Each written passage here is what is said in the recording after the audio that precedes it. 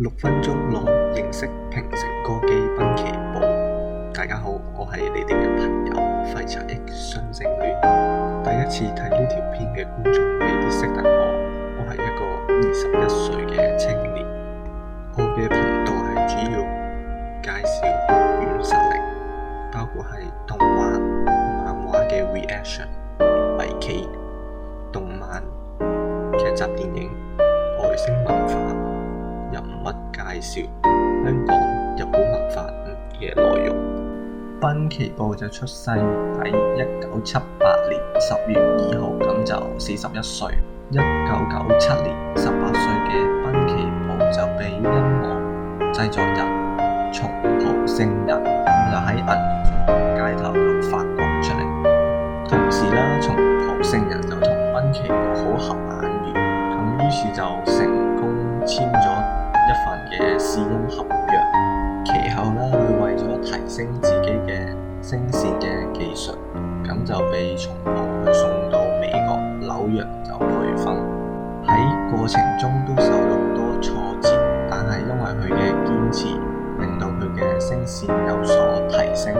跟住返到日本之後，就忙於前往東京就錄製呢個唱片，而呢個時候佢嘅祖母因為重病就離開人世。喺1999年，濱崎步就發行咗第一張嘅專輯《Songs for XX》，咁呢個係相信自己嘅松浦聖人為由而寫嚟紀念祖母。喺日本嘅 Oricon 唱片公信榜專輯榜就總共攞咗5週嘅冠軍，銷量超過145萬張，打破咗新人類歌手19年嚟嘅紀錄。呢樣嘢亦都令到佢喺日本就受到注目。什麼時候先會長大？要當小孩做幾時？就令人覺得自愧不如。同年嘅7月，濱崎步出咗單曲《Boys and Girls》呢一個單曲銷量就突破100萬張，都成為咗日後唔同混聲加入嘅始祖。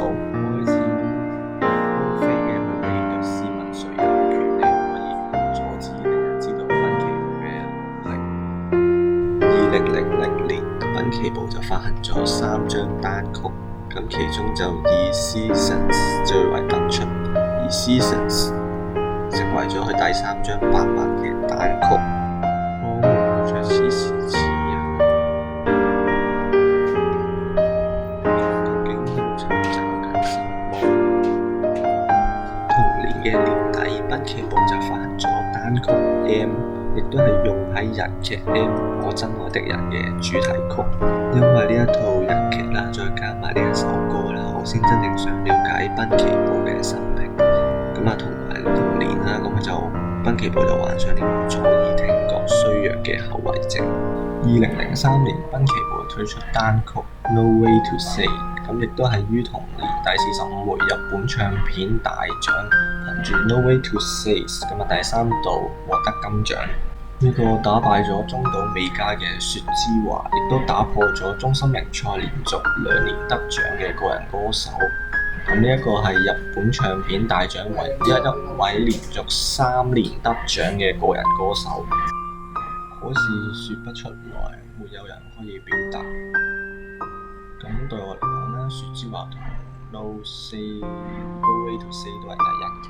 2005年，濱崎步推出單曲 Heavens， 佢為搭配呢個電影《甲賀忍法帖》嘅主題曲就而寫嘅。